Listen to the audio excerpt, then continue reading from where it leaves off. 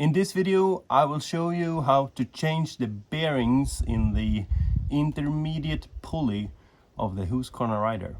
And you can find this pulley here.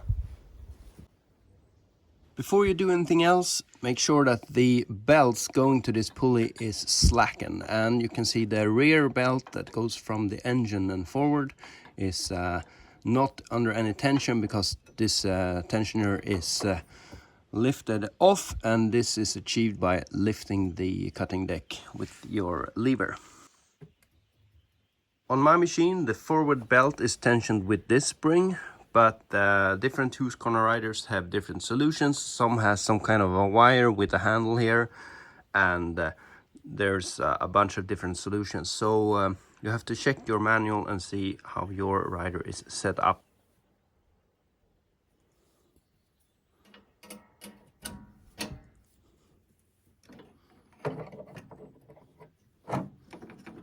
Next step is to remove this screw here.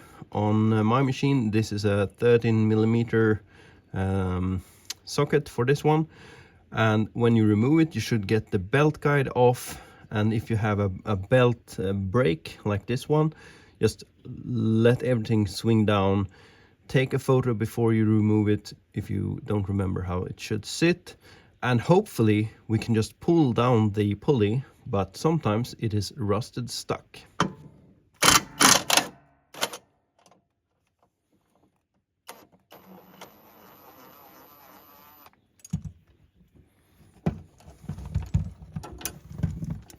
This is the brake pad for the pulley brake, and on Pro machines you have this, and it's to make the belt stop faster. Theoretically we should be able to just pull this down now, but unfortunately there's a lot of moisture that could come in here, and it follows this axle, and then the bearing, the inner races of the bearings, they rust onto this axle. This axle is welded on this old machine, but if you have a newer machine, it could be actually screwed into the chassis. So one way to remove it could be to unscrew this, but on this machine it is not possible. You see this shape here, it is just to make sure that this belt guide sits correctly, so it's not supposed to be turned around.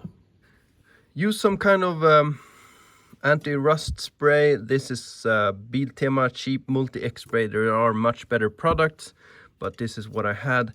So I just spray this axle here, and hopefully it will follow the axle and get in between the inner races of the bearing and the axle, so I can just pull this down. I tried to remove this, but it seems to be quite stuck. You can use something in here, try to bend, but be a bit careful. I will use a puller.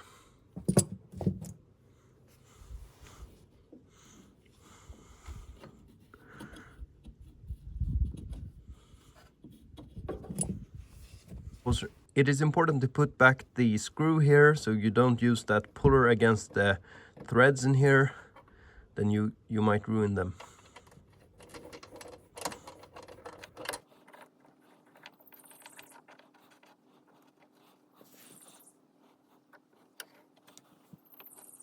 Now I will just pull this lightly. If it doesn't move, I'm not gonna pull too hard, because these belt wheels, they're quite expensive, and it can be hard to get if it's an old module.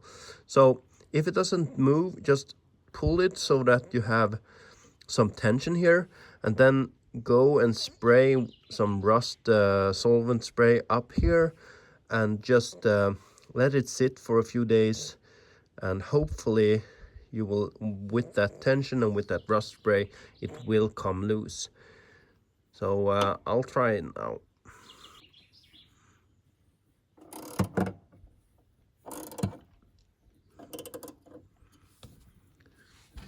As you can see, I'm holding this ratchet wrench here, not out here, because if I pull here, it feels like I'm not doing much job, but the tension is quite hard up here, so I get better control holding here.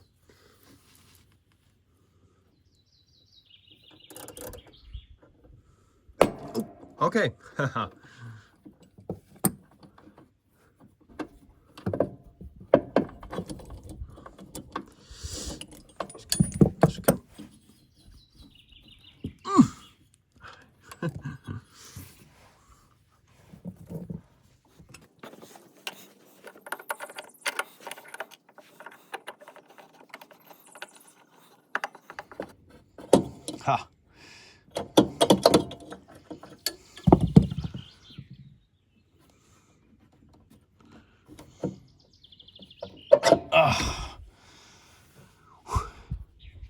Two bearings, nothing too advanced, so I'm just gonna tap them out and tap in the new ones.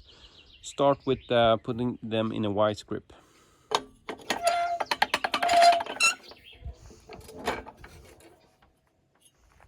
I'm just using I think this is a 12mm M12 screw and a small hammer, and just put it in like this and tap out the old bearing.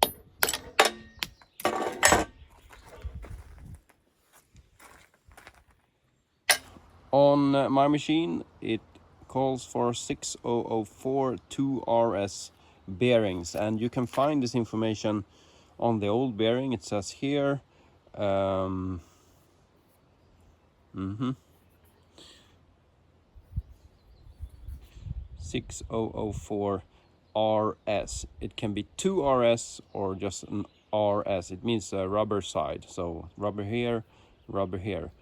I don't know why they don't call 2RS, but no. This one is pretty good. It's the lower one. This one is bad. I don't think you can hear it, but I can feel it.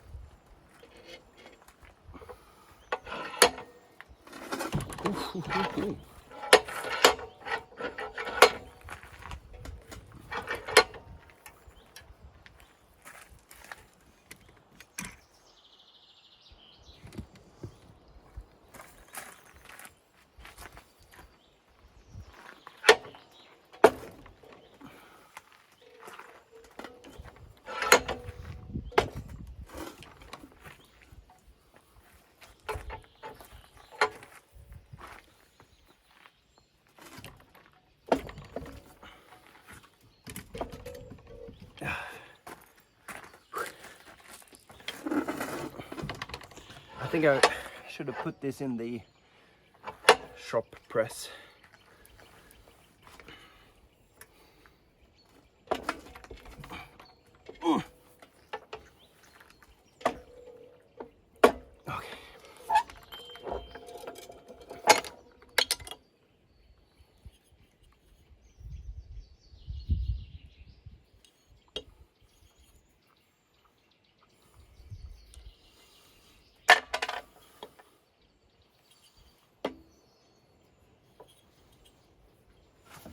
I'm just cleaning this axle here.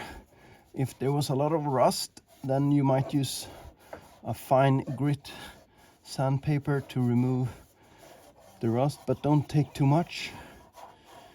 You want a snug fit. Just using some anti-seize here. And this is copper paste. There are better stuff, but this is what I had at home.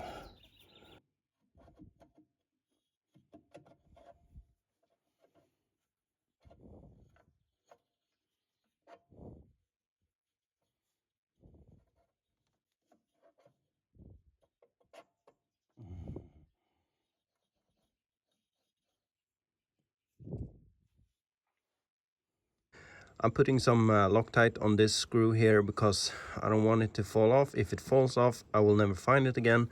This could fall off, and yeah, it's just not good. Make sure the belt goes on the inside of this guide here.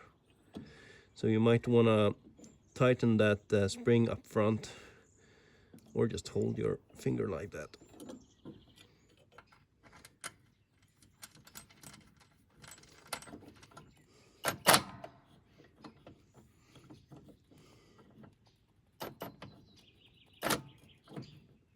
If you do not have that brake, you can just adjust this belt guide so it's equal on both sides. If you have the brake, you need to lower the cutting deck so that the brake opens up, so it doesn't break while you put this together, because then it will not be as it won't fit as it's supposed to fit. And of course, to show you how it's not should be done, I did it the wrong way. So I have to redo it.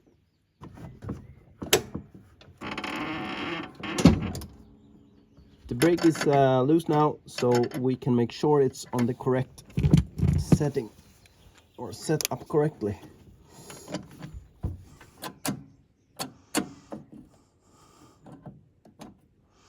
You can see wear marks here from where it used to run, and I want it as far out as possible, and I think that is a good setup.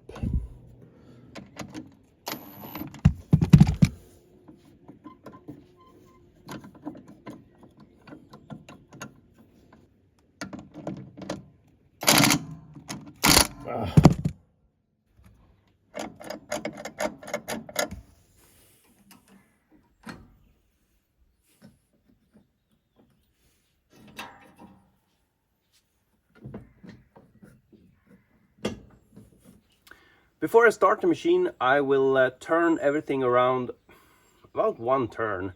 Make sure that no belts are jumping off or sitting in the wrong place or something like that.